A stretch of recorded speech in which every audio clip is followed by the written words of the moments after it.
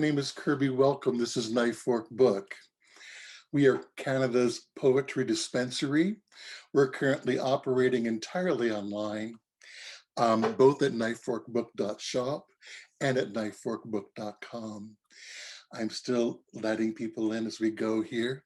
Tonight, we are joyously celebrating the launch of Jessi Maceachern's A Number of Stunning Attacks, a stunning debut. And we're joined by poets KLARA du PLESSIS and Jessie Jones. First, I'd like to make a few announcements and do a little land acknowledgement, and we'll go from there. How does that sound? Coming up, you'll find everything at knifeforkbook.com.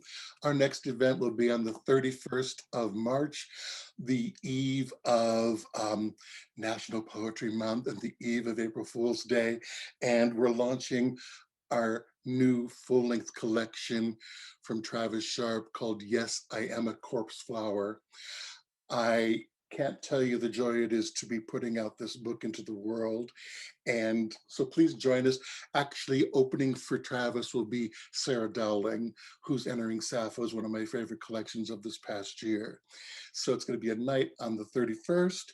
And then later in Poetry Month, we are having a double wave launch connection with Wal Wen's gorgeous new book, 1,000 Times You Lose Your Treasure.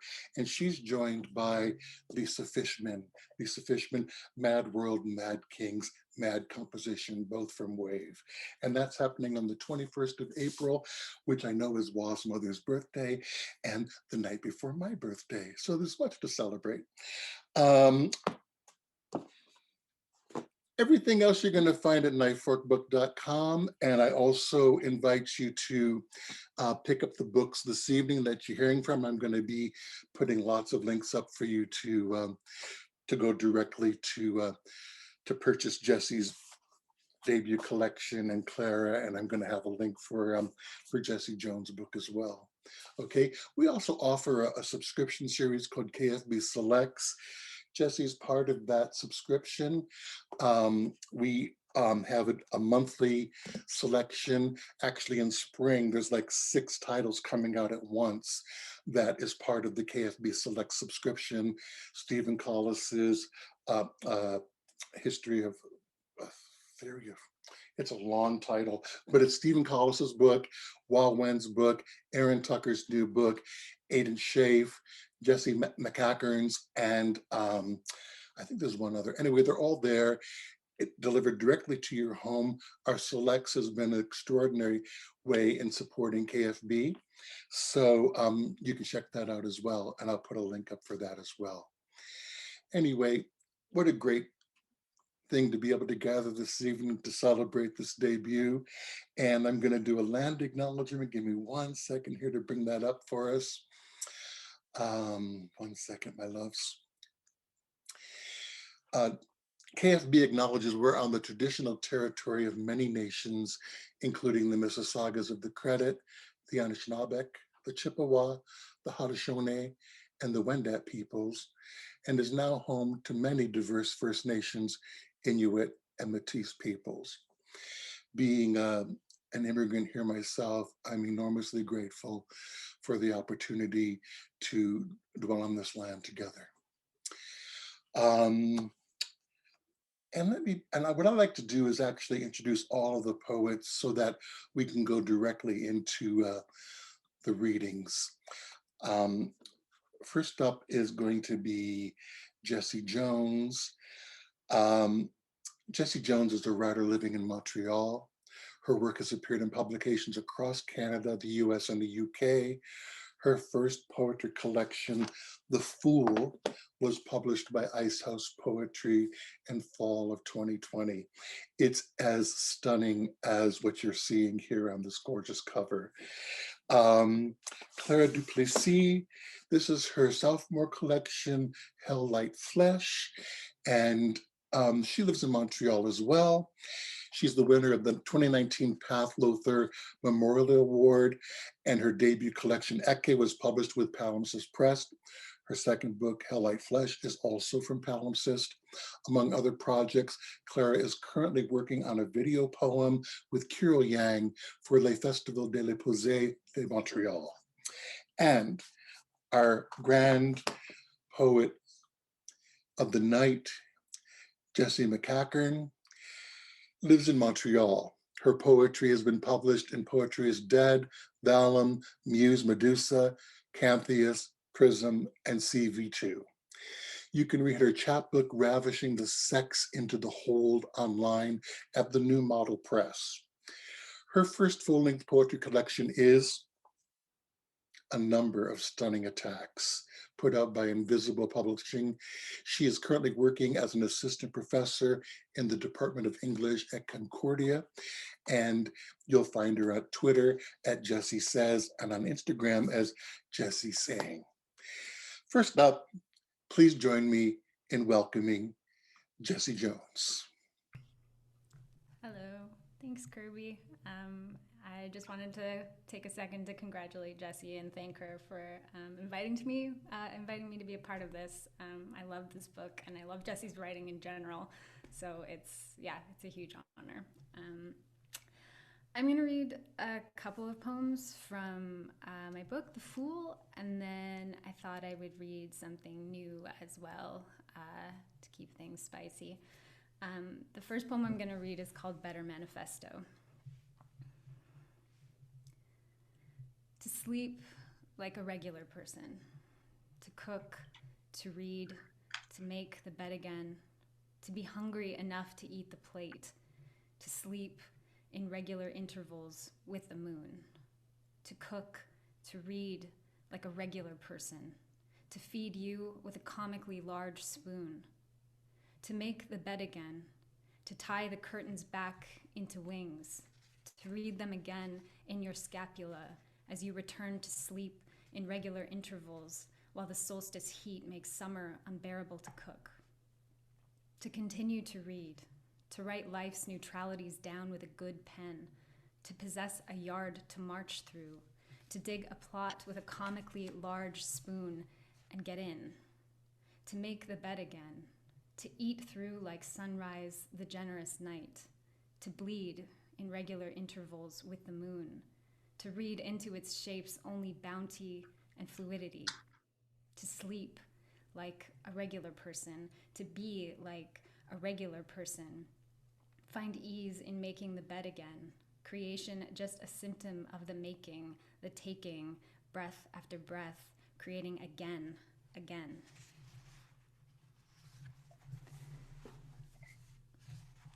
Equally now. Bright and cruel, thrift over waning, gift of bandying, claustrophobe, take-out diner, overpacker, allergic to seasons, bouquets of stoned, blistered heels, errant accent, enduring flaneur with moral waiver, self-puncture, brass collar, purest weather.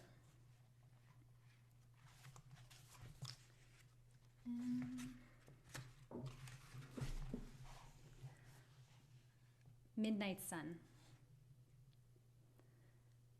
Imperfection was.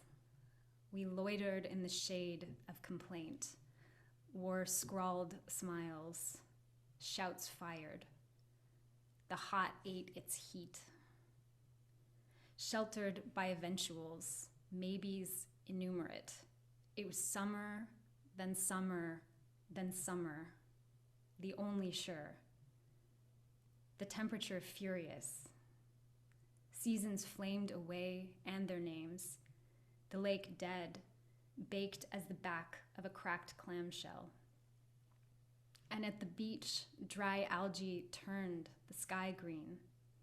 Influenza preened its opulent sweat. Imperfection reigned. Moments of stop kept coming. hair raised to the root like opposable thumbs, crude tools. City at its knees. High rises wept steel on pedestrians. The saying went, little ferns shy in the bow of a sterile hydrant, forming what few sounds with a scorched strap of leather, eventuals plentiful. We watched the days with a knife in each eye, eternal rise. Imperfection misused was nothing, nothing collected or completed, nothing grew or revealed meaning. Moments of stop ceased and the volume of production lofted. Ifs refused. Certainty settled into dusty roadside sofas. Escape formed corridors that led to two fires, one now, one later. And the last one I'm going to read from the book is called This Is No Dream. Imposed upon, each gesture suggests the politics I let, the go and yes. I let the eye roll and goad suffocate the gaze in my chest, a wheezy, bottom-feeding catfish. Fear gets hid, closed with a tight lid. Lower back cramps under the weight of cement. A no. The no I know best. I write it over and over until I'm sorry I'm sorry. A fool quick to extend the edge until they are and aren't it.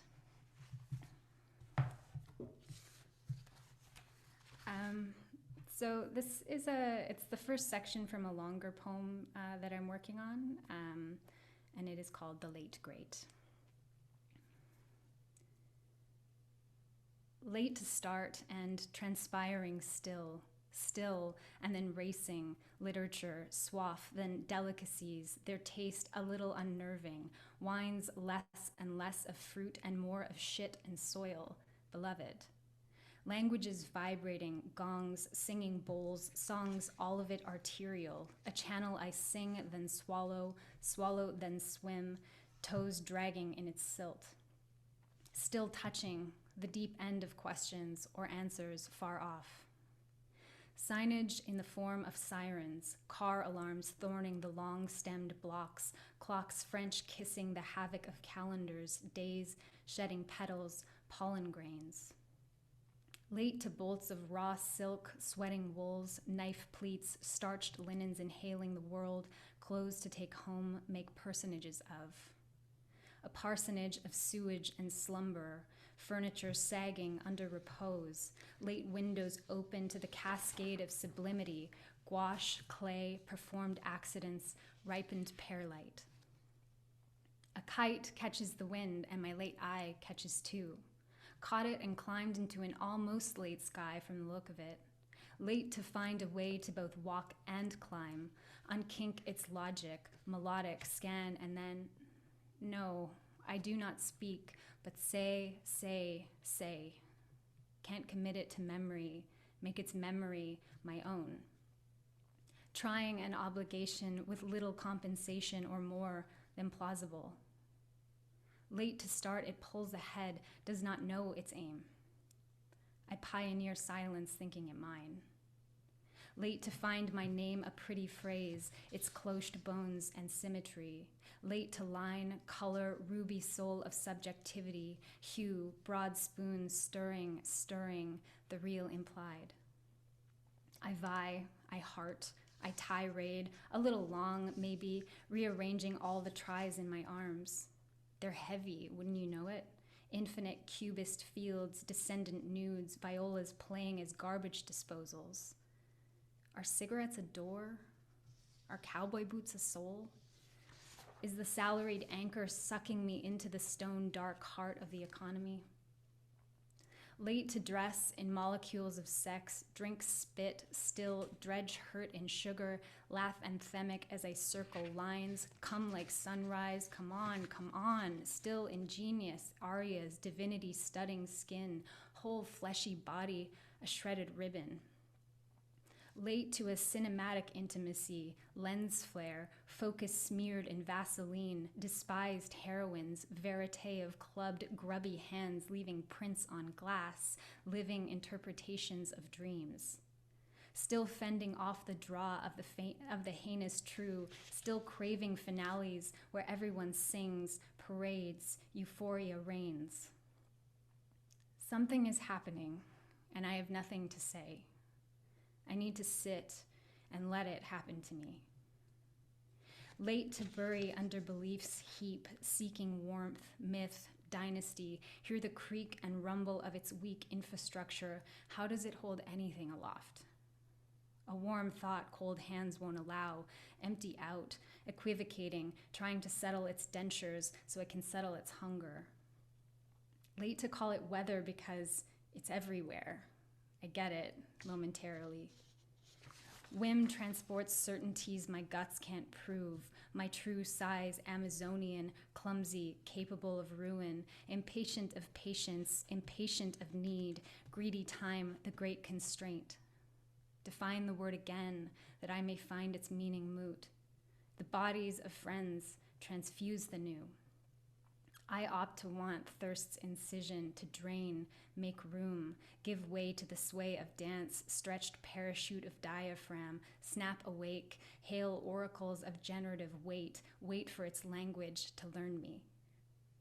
Late to inexhaustible todays, senseless yesterdays, to trust the ponderous ascent, steady climb, to find the earth raising me into another place, maybe unsteady, maybe calm, to look out from the highest point and find valleys of chatter, opal glow of faces firing, vital.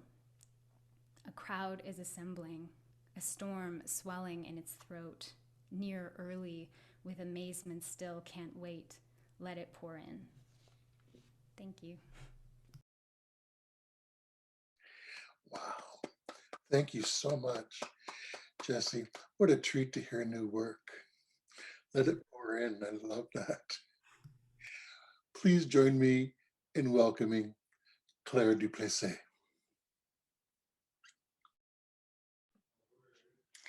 Hi, everyone. It's a real pleasure to be here to celebrate Jessie's debut. And of course, to be sandwiched in between Jessie Jones and Jessi Maceachern. So like, what a wonderful position to be in for me. I just want to start by thanking you all for being here and saying that I kind of just briefly noticed a few people in the audience who I haven't seen in a really long time, and also a few people who I know and have seen more recently, but just to say that it's a real pleasure to recognize names out there in different places. And also just to thank Kirby and Knife Workbook for hosting us here and making us all feel so welcome. And then I'm going to use my entire time just to thank people, but I do want to thank Jessie for asking me to be here. It's a fabulous book. It's gorgeous, it's sensuous, it's smart, and it's got this wonderful kind of fragmented line that always comes back together in the strangest ways. And like the image that kind of came to mind for me as I was reading the book was faceted glass, like these kind of like bits of glass that kind of just like, they create something together, but they're kind of cut in this like beautiful way. So yeah, it's a real pleasure and an honor to be here to celebrate this book being in the world.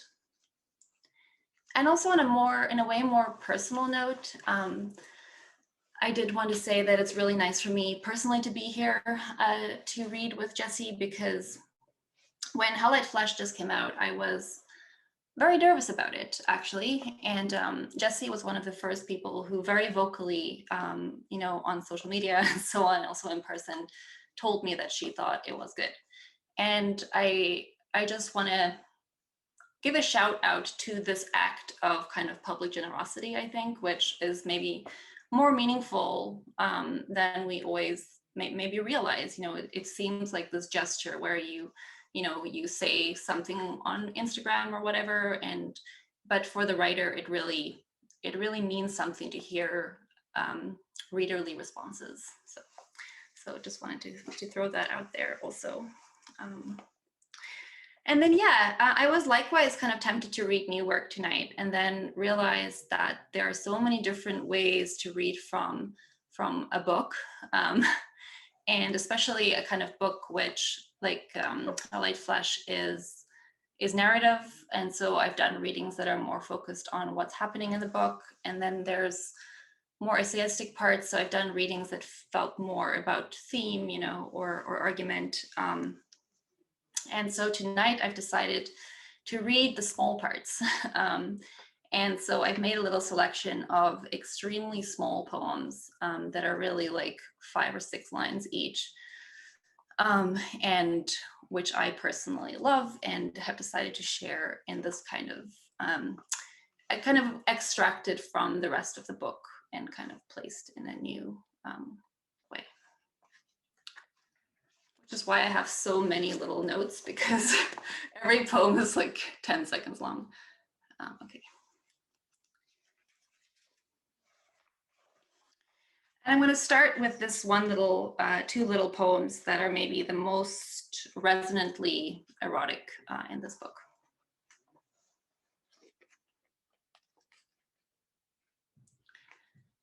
A fissure of pleasure opens, needling the skin. The sudden sound of leather hitting flesh. Contact is the remove eroticism longs for.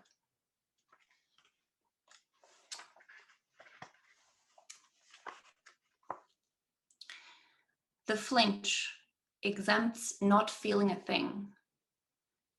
The expectation clings that in the negative space between where the body was and where the body reappears, sensation lingers.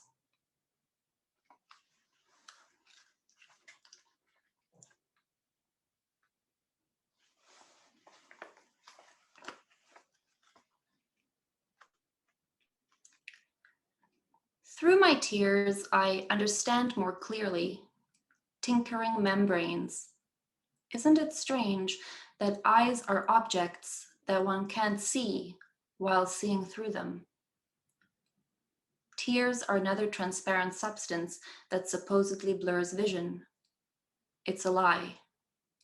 Right now, tears close off nearsightedness so I can look into my skull in reverse. That's their purpose.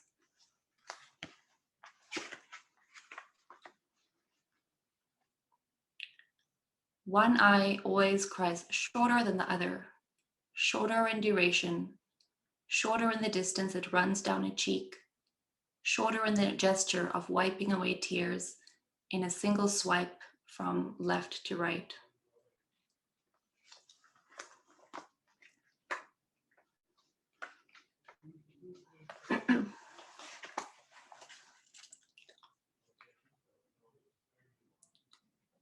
Here is a drawer, the most beautiful assumption in a studio, that a drawer is an enclosure for sketches or the person who sketches.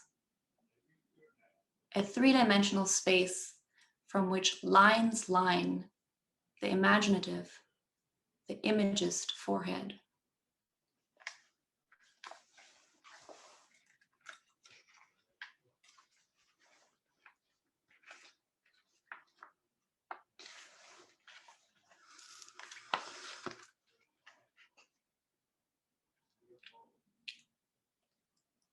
The yellow flowers are proportional, grind their big candelabra arms into the air. They assemble the base linguistic impulses of sight, putting words in the eyes, eyesight writing. Imagine paint, the colors as flagship representation.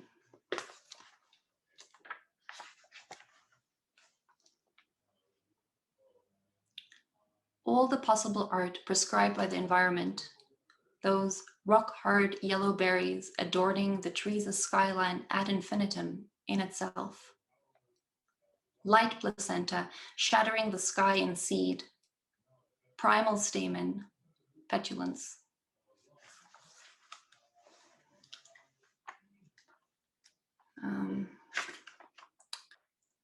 So I'm going to read two short pieces that are slightly more character driven, I guess. And in the book, there's some characters, and the father figure, Maria, is the he figure, and then the mother figure is the her figure, the she figure. They're both kind of coming down. It's a story. It's a story about violence in a home environment, in a kind of setting that is, maybe, I don't want to get into this too much, but in a setting that is still supposed to hold a kernel of empathy. And so this is kind of this kind of scene of both parents coming down, if that makes sense. His figure, lamenting, uttering, combing down his children's hair, the sullenness of this day. Days which take away from his ability to get anything done, being preoccupied with the home's stillness. The roses on the dresser were a still life, have died and should be thrown out. Their beige petals somehow tinged with green. A quiet so dense it's punctured by all the daily noises, but drowsed to a lissom silence along the spine.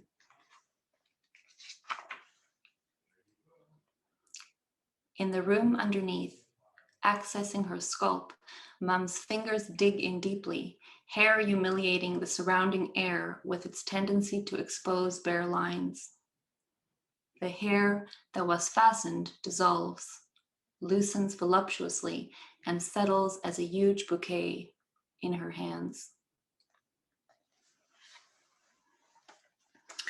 And finally, just before I turn over the floor, I'm just going to read a few very small bathroom poems, because I do know how much Jessie likes taking a bath. So,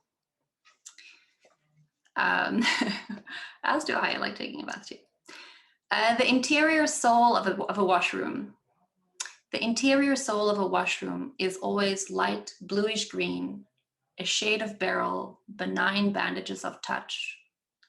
Anthropomorphic room that infantilizes me in a cradle of apology.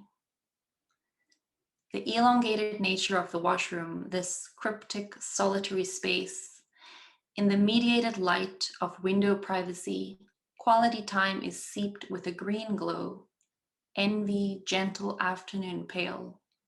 Sacrosanct, that little latch on the door, sealing me in from others. Figured glass, decorative emboss that keeps out prying eyes, screens the shame of hygiene. Thank you so much for having me.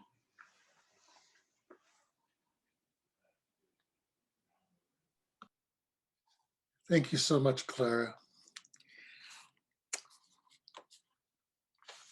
In her amazing debut volume of poetry, Jessi Maceachern unfolds a panoply of encounters, some at points of intersection, others at moments of separation.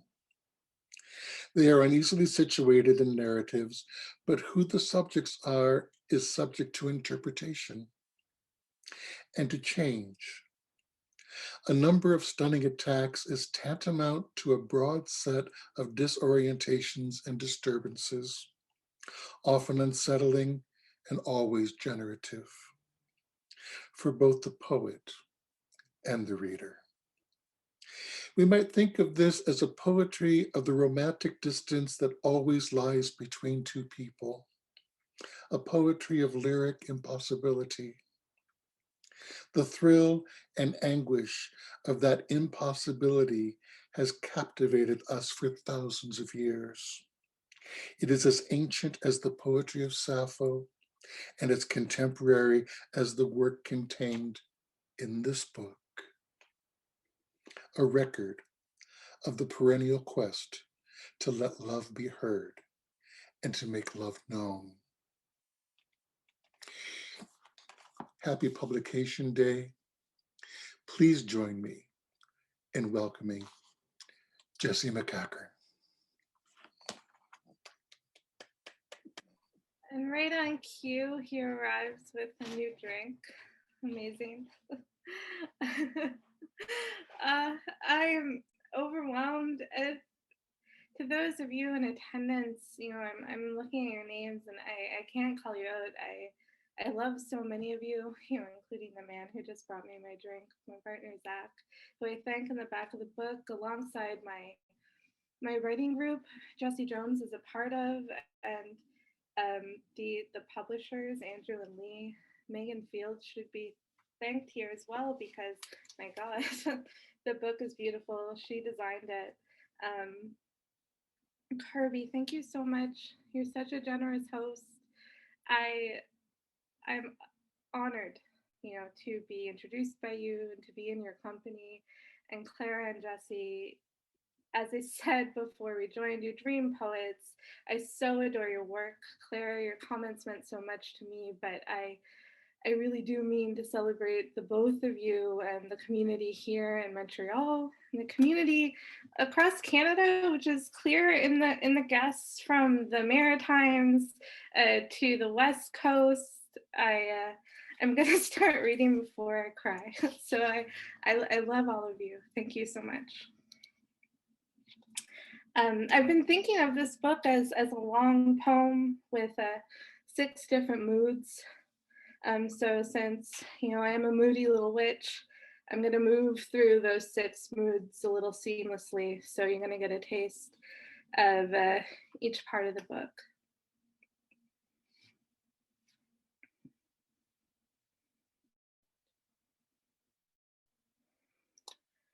She keeps a notebook labeled Dreams to Have, in which she is careless in the sun's shine. She flirts with car doors. The city is quick. If quickness is a synonym for wit, she has arranged a parade. It is proper that the women should remain indoors. See, some creature has gotten in the sauce. Cremini, blackened garlic, her carpet, a feast for the ceiling eyes. Male bodies flush with squealing. Unclean lives are best suited to indoor rain. Best considered against a wall, against which the only mirror has fallen. Tattered remnants, paper-made fixtures, an altar for the grasshopper carcass, fine. Scribbled contact promises, instant acquaintances. The women are learning concrete stains, handwritten alterations. A white splinter in her gum. She grins, she wallows, where falling leaves are falling still. Who brought the outside in? She keeps a notebook labeled Dreams to Have, in which the sunset is bound up like a cookbook, piling its shifting bricks to low clouds, a child surprised. The walls of the home have been a trick of light. Permanent lake, rainwater, rapid wings, behind, dreams, unhinged door.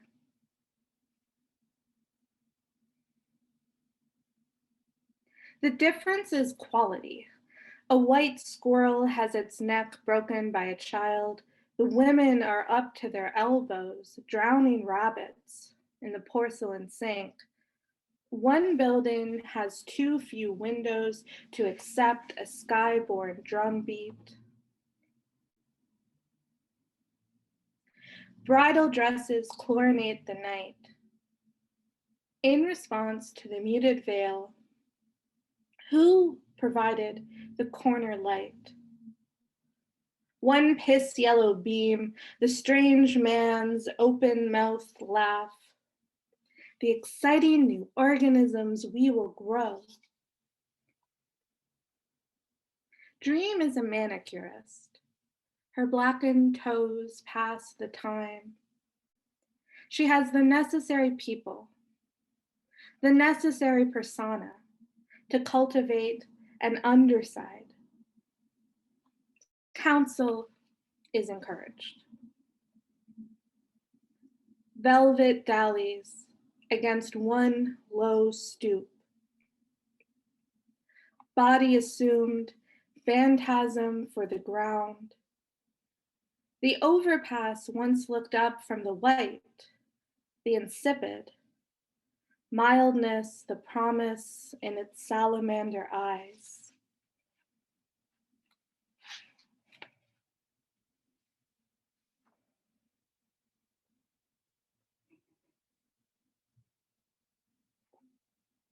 He thinks he is thinking of you, a fixture in the sunlit descent. You're prettier on the outside. She closes the lingering space below his chins, in the morning's hands between their humid bodies. She knocks his teeth against your rising, your falling. He keeps your face between her legs. His tongue finds shape to you, turning peak. You really must. Accidentally, her scalp crowns.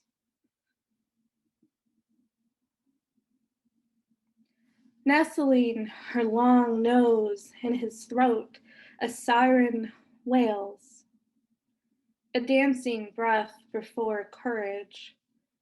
Voluptuous layers of man, powdered sugar, placated open nerves. She knew him, kissed him, was threatened by. You knew him, kissed him, placed your trust in. Yours is the dull voice of a friend. No rising panic, no sudden slickness. Stagger and sing of the crucified son, boy of a bursting mother, a vision of roses. He meant to continue. He set his teeth into the illumination bit.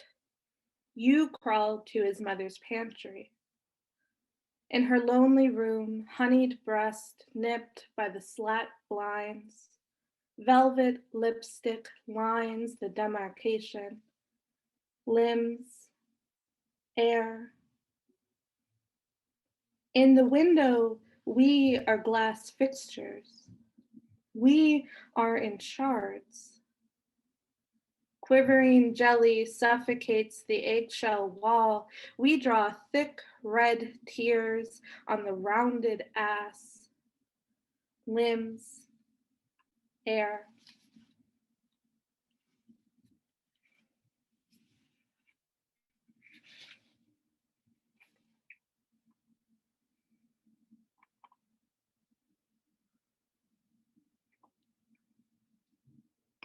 Without her human limbs, she was unable to carry something other than herself is real. The day is like his strain. It grew quiet in the unconscious. Without human lungs, she discovers vocabulary. And grammar is something the senses know.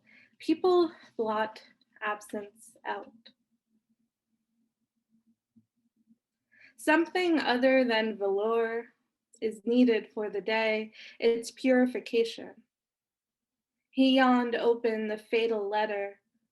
The senses know. The intrinsic connection between digits, grimace exhausted from the room's bodies. Finally ground down to minimal flesh and barely there bone. Bulging with anticipation, he came. It grew quiet in the meeting place. Trouser pockets his fingers tore into her sealed envelopes. Across the room, In the fertile darkness of unconscious, she would shout. We must look to move. The rest is silence.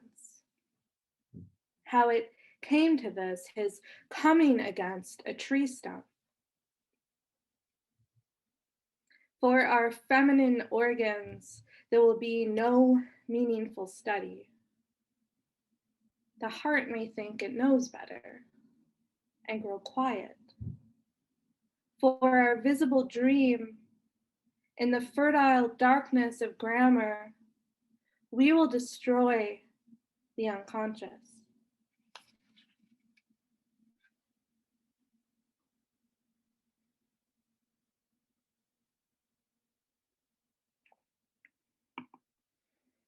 She's always repeating herself, and Warhol is always saying groovy.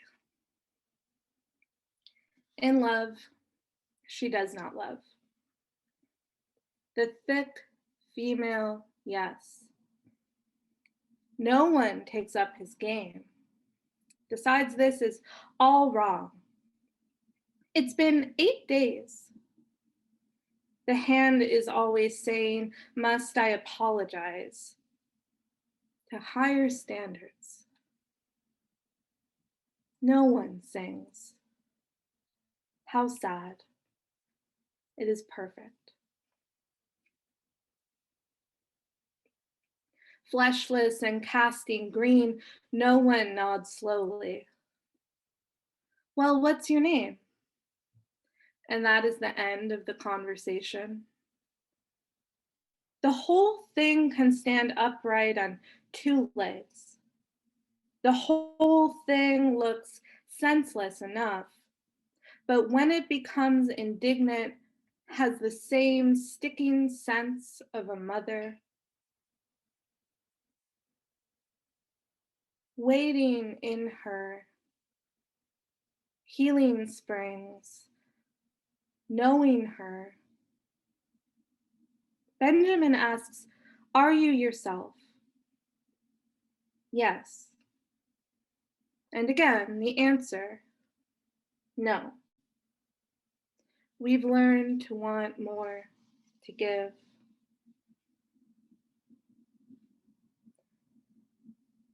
Forgetting how to be, we went to 9 butcher shops, bookshops. I think I might be, after all.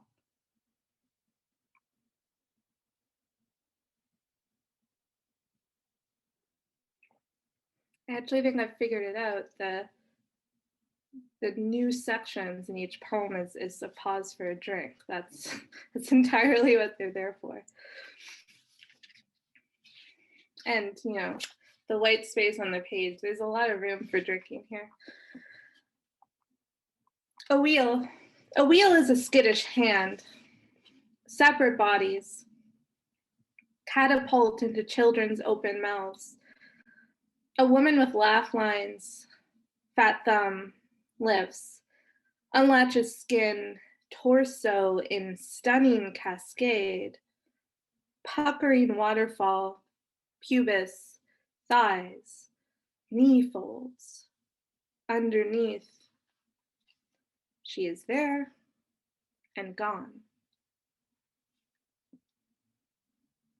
It is not important, the fundamental attitude of all women. As too she moves in a distorted way, a woman loved by a man, unmoored and generous with her insides. Shared disaster throws light on humanity's soft body.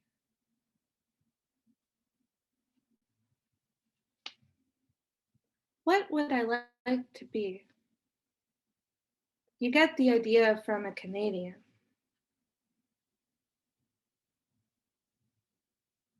A woman's wide eyes and a pin for the joint account.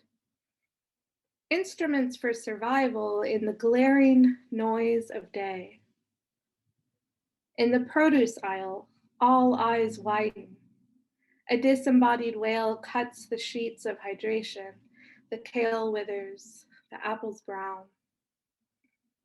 To lie so deeply, she stretches the corners of her mouths so wide as to swallow. Separate bodies return to losing the unknown. If the heart resides above its chamber, the doll-like sweetheart will return to life 3 times. If she is a crude lover, red and so vulnerable, she is a perfect container of incised skin. A larynx stands up in the body.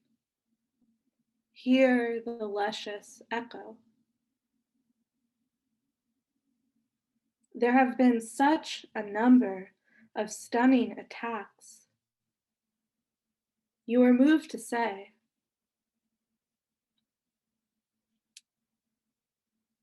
she has about her a terrible aversion to leaving the house. She is searching for examples to parallel pot lids and dresses.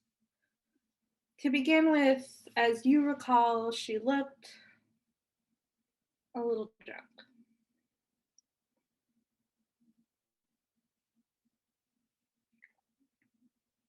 Nipples spitting its nylon sutures, she moaned. You recall she returned to the mirror and asked how it is one acts in private. The birding of smiles sitting in the chest, a parachute. Sometimes now at night, she thinks being alone, it's important. The receiver nowhere near her mouth. She, a woman loved by a man, became quiet. He carries on in real love.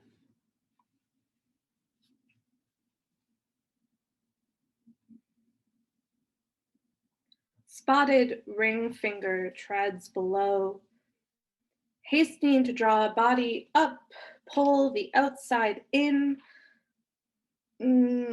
A woman opens her mouth for air.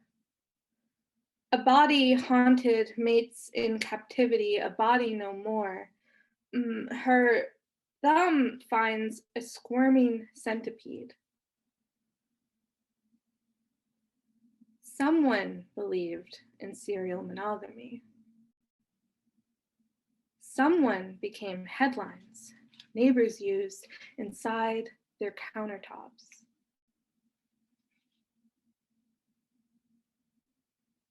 In the dream, there were too many colors for a clean wash. The quilt was ruined.